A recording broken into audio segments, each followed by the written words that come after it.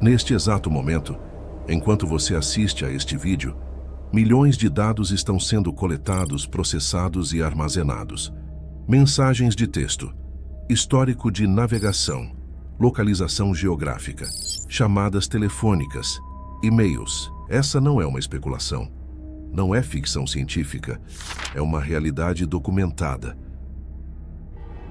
E tudo começou com boas intenções.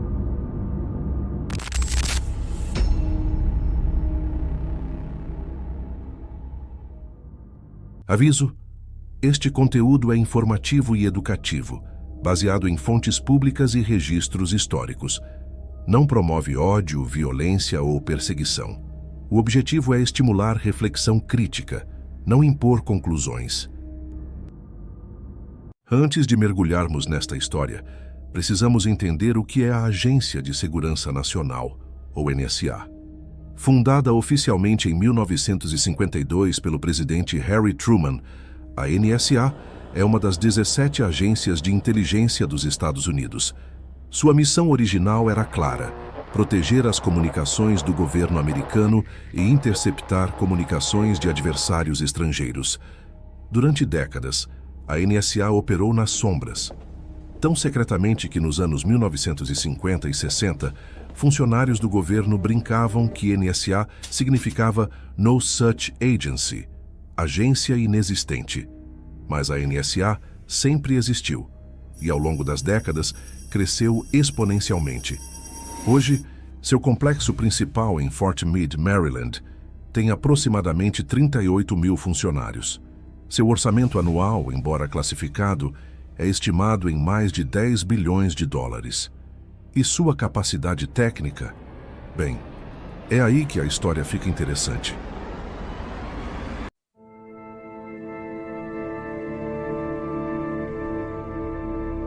Para entender como chegamos onde estamos, precisamos voltar no tempo.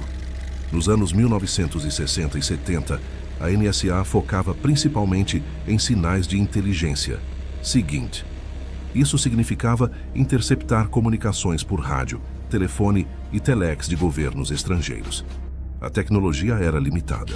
A vigilância era cara, trabalhosa e direcionada a alvos específicos. Mas então veio a revolução digital. Nos anos 1990, algo extraordinário aconteceu. A internet comercial nasceu. De repente, bilhões de pessoas começaram a se comunicar digitalmente.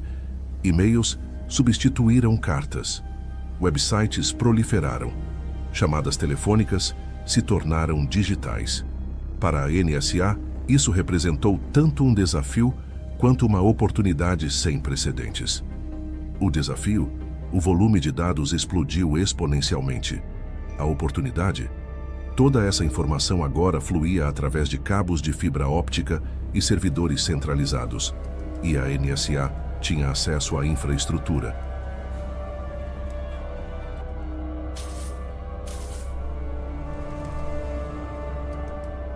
Antes de continuarmos, precisamos falar sobre Echelon. Durante a Guerra Fria, Estados Unidos, Reino Unido, Canadá, Austrália e Nova Zelândia, conhecidos como Cinco Olhos, criaram um sistema de vigilância global. Echelon era um programa capaz de interceptar comunicações via satélite, telefone e fax em escala global.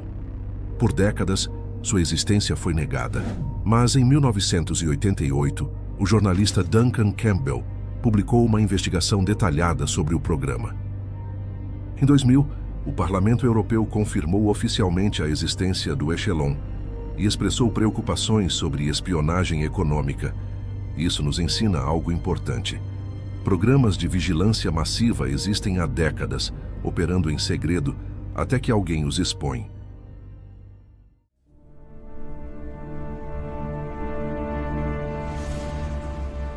11 de setembro de 2001. Os ataques terroristas mudaram fundamentalmente a América e o mundo. A tragédia criou um consenso político: nunca mais permitir um ataque dessa magnitude. E para isso, argumentaram os líderes, seria necessário mais vigilância, mais poder para as agências de inteligência, menos restrições legais. Apenas 45 dias após os ataques, o Congresso aprovou o USA Patriot Act. Essa lei de 342 páginas foi aprovada com mínimo debate. A maioria dos congressistas admitiu posteriormente que não teve tempo de ler o texto completo antes de votar. O Patriot Act expandiu drasticamente os poderes de vigilância do governo. Permitiu que agências acessassem registros comerciais, médicos e educacionais com supervisão judicial mínima. Mas o que o público não sabia na época era o que estava acontecendo nos bastidores. Poucos dias após os ataques de 11 de setembro, o presidente Bush autorizou um programa secreto chamado Stellar Wind. Este programa, operado pela NSA, começou a coletar em massa comunicações telefônicas e de internet de cidadãos americanos, sem mandados judiciais. Isso violava diretamente a Foreign Intelligence Surveillance Act, FISA, de 1978, que exigia autorização judicial para vigilância doméstica. Mas a administração Bush argumentou que em tempos de guerra, o presidente tinha autoridade inerente para ignorar essa lei. Durante anos, esse programa operou em completo sigilo.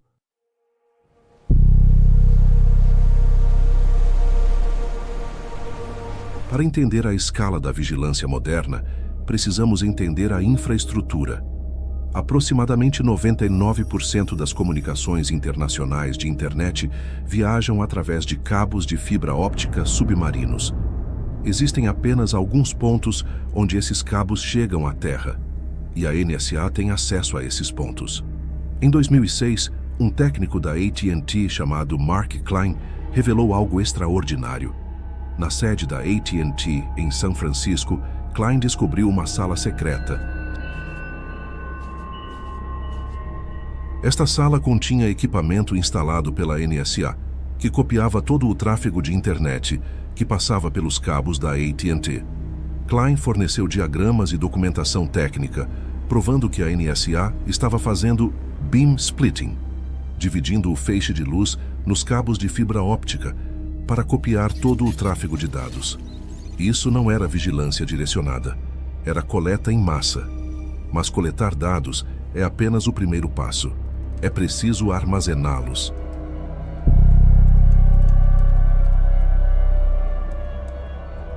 Em 2013, a NSA completou a construção de um enorme data center em Bluffdale, Utah.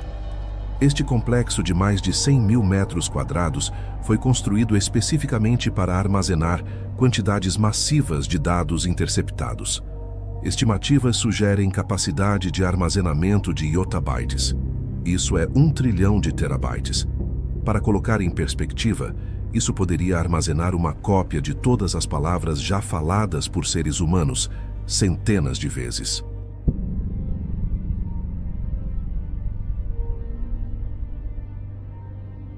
Junho de 2013. Um jovem contratado da NSA de 29 anos estava em Hong Kong com laptops cheios de documentos classificados. Seu nome? Edward Snowden. Snowden não era um espião estrangeiro. Ele não vendeu informações a adversários. Em vez disso, ele entregou documentos classificados a jornalistas do The Guardian e The Washington Post, pedindo que publicassem apenas o que fosse de interesse público. O que esses documentos revelaram chocou o mundo. O primeiro programa revelado foi o PRISM.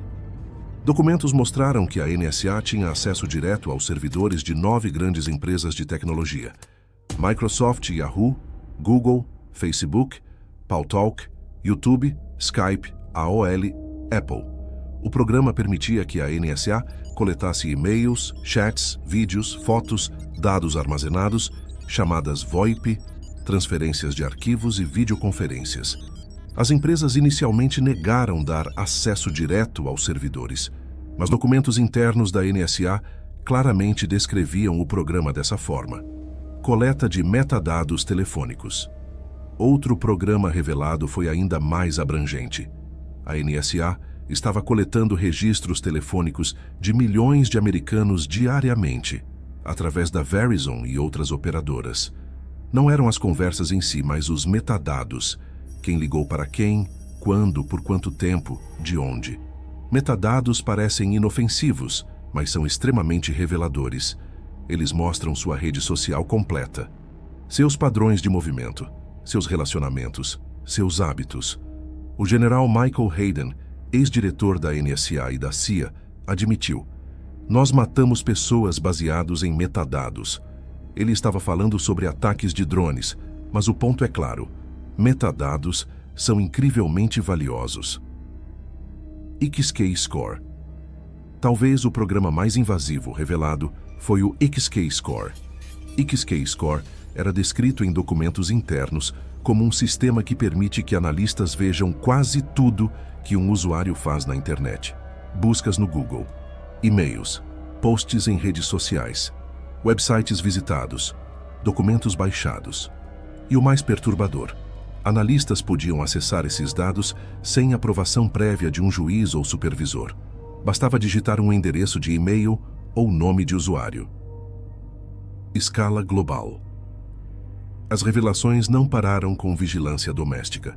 Documentos mostraram que a NSA espionou 35 líderes mundiais, incluindo aliados próximos. Interceptou comunicações da chanceler alemã Angela Merkel. Monitorou escritórios da União Europeia e da ONU. Coletou bilhões de registros telefônicos na França, Espanha e outros países. A reação internacional foi severa. Brasil e Alemanha propuseram resoluções na ONU sobre privacidade digital. Empresas de tecnologia perderam bilhões em contratos internacionais devido à desconfiança.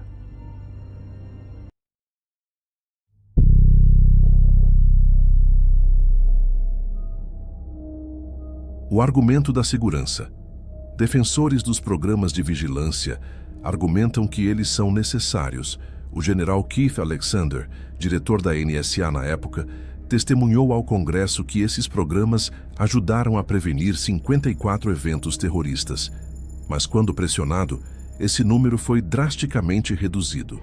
Uma análise independente do Privacy and Civil Liberties Oversight Board encontrou que a coleta em massa de metadados telefônicos não foi essencial em nenhuma investigação específica. Argumentam que vigilância em massa viola direitos fundamentais. A 4ª emenda da Constituição Americana protege contra buscas e apreensões não razoáveis. Tradicionalmente, isso exigia que o governo obtivesse um mandado específico baseado em causa provável. Mas vigilância em massa inverte esse princípio. Em vez de investigar suspeitos específicos, coleta-se dados de todos e busca-se suspeitos depois. Como colocou o juiz Richard Leon em 2013, não posso imaginar uma busca mais indiscriminada do que este programa sistemático e de alta tecnologia de coleta. Mas há outro problema, mais sutil e profundo. Quando sabemos que estamos sendo vigiados, mudamos nosso comportamento. Estudos mostraram que após as revelações de Snowden, jornalistas reduziram buscas online sobre tópicos sensíveis. Pessoas evitaram discussões sobre certos assuntos políticos, advogados expressaram preocupações sobre comunicações com clientes. Isso é chamado de efeito inibidor, quando a vigilância silencia o discurso legítimo. Uma sociedade livre depende de pessoas poderem pensar, falar e se associar sem medo de monitoramento governamental constante.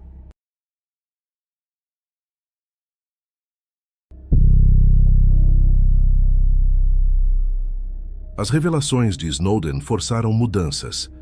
Em 2015, o Congresso aprovou o USA Freedom Act, que encerrou o programa de coleta em massa de metadados telefônicos pela NSA. Agora, as empresas telefônicas mantêm os dados e o governo deve solicitar informações específicas com aprovação judicial. Isso foi apresentado como uma grande reforma. Mas críticos apontam que outros programas de vigilância continuam operando. A NSA ainda pode coletar vastas quantidades de dados sob outras autoridades legais. A supervisão permanece limitada. Transparência corporativa. As empresas de tecnologia também reagiram. Pressionadas por usuários preocupados, começaram a publicar relatórios de transparência sobre solicitações governamentais, implementar criptografia mais forte, desafiar legalmente ordens de vigilância excessivamente amplas. A Apple, em particular, tornou-se vocal sobre privacidade, recusando-se em 2016 a criar uma porta dos fundos no iPhone para o FBI. A criptografia tornou-se o campo de batalha central. Criptografia de ponta a ponta, onde apenas remetente e destinatário podem ler mensagens, tornou-se padrão em aplicativos como WhatsApp, Signal e iMessage. Isso deixou agências de inteligência frustradas. Eles argumentam que criptografia forte protege criminosos e terroristas. Defensores da privacidade contra-argumentam que portas dos fundos em criptografia são impossíveis de criar sem vulnerabilizar todos os usuários. Como colocaram especialistas em segurança, não existe porta dos fundos só para os bonzinhos. Uma vulnerabilidade é uma vulnerabilidade e eventualmente será explorada por atores maliciosos.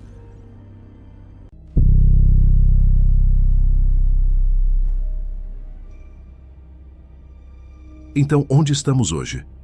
A capacidade de vigilância não diminuiu, ela aumentou. Mas mudou de forma. Hoje, a maior parte da vigilância não vem de agências governamentais diretamente. Vem de empresas privadas que coletam dados voluntariamente fornecidos pelos usuários. O modelo de negócio da vigilância Google, Facebook, Amazon e outras gigantes da tecnologia construíram impérios baseados em dados. Cada busca, cada clique, cada curtida, cada compra é registrada, analisada e monetizada.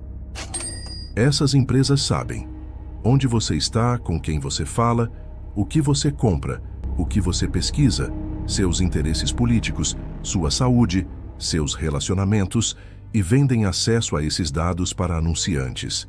Mas aqui está o problema. Governos podem acessar esses mesmos dados, seja através de mandados judiciais, acordos de compartilhamento ou simplesmente comprando-os de corretores de dados. Parcerias público-privadas. A linha entre vigilância corporativa e governamental está cada vez mais turva. Reportagens revelaram que a NSA paga empresas de tecnologia para acesso a dados, agências de inteligência compram dados de localização de corretores comerciais, empresas de reconhecimento facial vendem seus serviços para departamentos de polícia. A vigilância não foi reduzida, foi privatizada e terceirizada.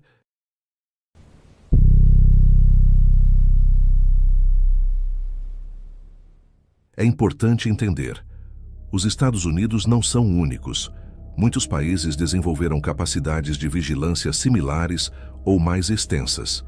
China, Estado de Vigilância 2.0.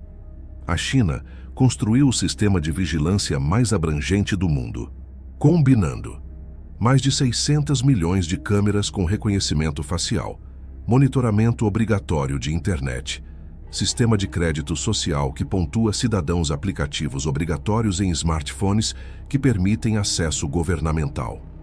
Na província de Xinjiang, cada movimento da população uigur é rastreado através de checkpoints com reconhecimento facial, análise de DNA obrigatória e monitoramento constante. Rússia, Sistema de Monitoramento SORM. A Rússia desenvolveu o SORM, Sistema para Atividades Operacional Investigativas. Este sistema exige que todos os provedores de internet e telefonia instalem equipamento que permite acesso direto do FSB, sucessor da KGB, a todas as comunicações, sem mandado judicial, sem supervisão independente. Reino Unido, Investigatory Powers Act. Em 2016, o Reino Unido aprovou o Investigatory Powers Act, apelidado de Carta dos Bisbilhoteiros. Esta lei exige que provedores de internet mantenham histórico de navegação por 12 meses, permite acesso governamental em massa a comunicações, autoriza hacking governamental de dispositivos. A ONU criticou a lei como violação de direitos humanos internacionais. A corrida armamentista da vigilância. O que estamos testemunhando é uma corrida armamentista global de capacidades de vigilância. Empresas israelenses, europeias e americanas vendem tecnologia de vigilância para regimes autoritários. O software de spyware Pegasus desenvolvido pela empresa israelense NSO Group, foi usado para hackear telefones de jornalistas ativistas de direitos humanos, advogados políticos da oposição em pelo menos 45 países.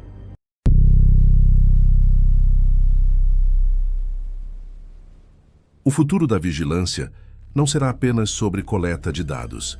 Será sobre análise automatizada. Inteligência artificial pode analisar bilhões de conversas simultaneamente, identificar padrões de comportamento suspeito, prever crimes antes que ocorram, automatizar vigilância em tempo real. Isso levanta questões profundas. Como definimos comportamento suspeito? Quem programa esses algoritmos? Como contestamos decisões automatizadas? Reconhecimento facial. Ubíquo. Câmeras com reconhecimento facial estão proliferando. Em breve, poderá ser tecnicamente possível rastrear o movimento de qualquer pessoa em espaços públicos, o tempo todo. Algumas cidades e estados já proibiram o uso governamental de reconhecimento facial devido a preocupações com precisão e viés. Mas a tecnologia continua melhorando e se espalhando. Internet das coisas. Cada novo dispositivo conectado é um potencial ponto de vigilância. Alexa, Google Home, termostatos inteligentes, babás eletrônicas, fechaduras conectadas, carros com GPS. Todos coletam dados. Todos podem ser hackeados. Todos podem ser acessados por autoridades com mandados, ou às vezes sem. Estamos voluntariamente cercando nossas casas com dispositivos de vigilância. Biometria. O futuro pode incluir formas ainda mais invasivas de identificação. Reconhecimento de íris. Análise de marcha, forma de andar. Reconhecimento de voz, padrões de digitação, até mesmo batimento cardíaco. Diferente de senhas, você não pode mudar suas características biométricas se forem comprometidas. Então estamos indefesos? Não necessariamente. O primeiro passo é consciência. Você está assistindo este vídeo, então já deu esse passo. Proteções técnicas. Existem ferramentas que aumentam significativamente sua privacidade. Comunicação. Use aplicativos com criptografia de ponta a ponta. Signal, WhatsApp. Considere e-mail criptografado. ProtonMail. Navegação. Use VPN de provedores confiáveis. Navegadores focados em privacidade. Firefox, Brave. Considere Tor para anonimato máximo. Buscas. Use mecanismos de busca que não rastreiam. DuckDuckGo, StartPage. Dispositivos. Mantenha software atualizado. Use gerenciador de senhas. Ative.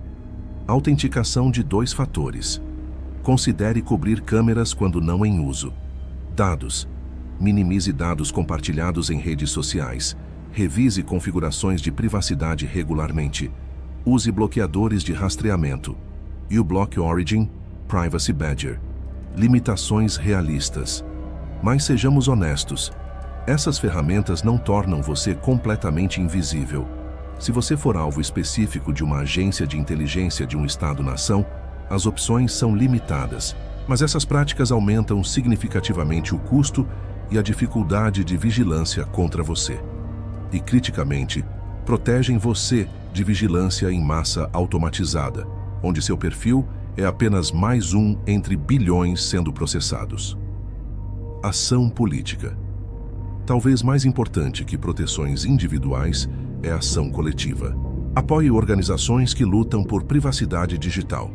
Electronic Frontier Foundation, EFF. American Civil Liberties Union, ACLU. No Brasil, Internet Lab, Coding Rights. Pressione legisladores. Exija transparência sobre programas de vigilância. Apoie leis de proteção de dados. Oponha-se a expansões de vigilância sem supervisão adequada. Vote com seu dinheiro. Apoie empresas comprometidas com privacidade. Evite produtos e serviços que exploram dados excessivamente. Equilíbrio necessário. É importante. Reconhecer. Este não é um problema com solução simples. Existe tensão legítima entre segurança e privacidade. Agências de inteligência têm papéis importantes em prevenir ameaças reais. Investigações legítimas requerem algumas capacidades de vigilância. A questão não é eliminar toda a vigilância, é encontrar equilíbrio apropriado com supervisão judicial robusta, transparência sobre políticas, não operações específicas, limitações claras em escopo, responsabilização quando há abuso.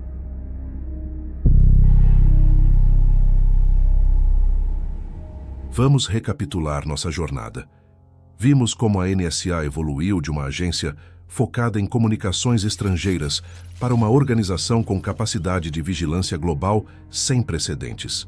Vimos como os ataques de 11 de setembro criaram um ambiente para a expansão massiva de vigilância doméstica.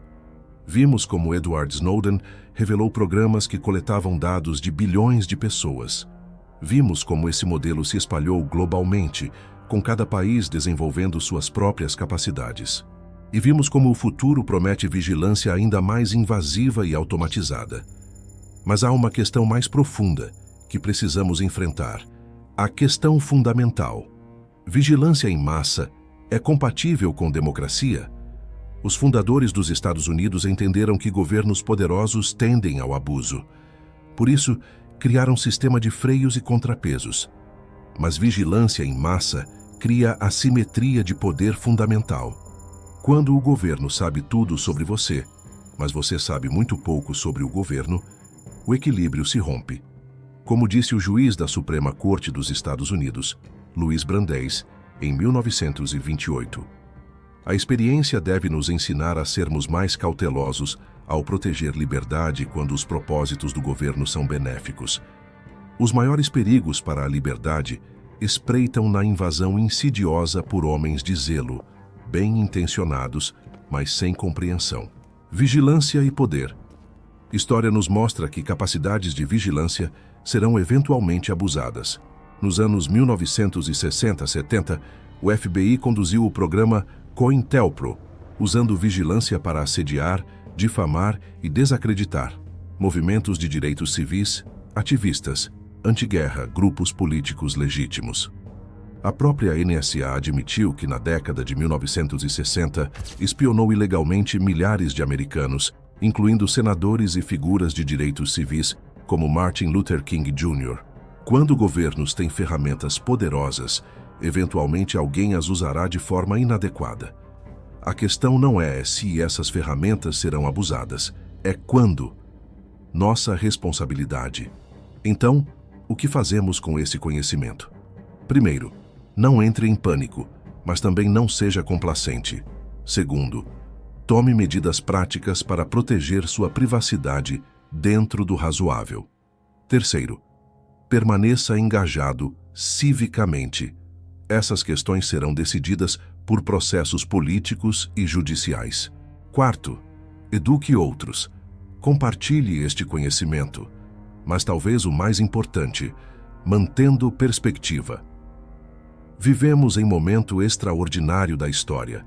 A tecnologia que permite vigilância sem precedentes também permite comunicação instantânea global, acesso a conhecimento ilimitado, conexão entre pessoas através de fronteiras, ferramentas poderosas para a organização social.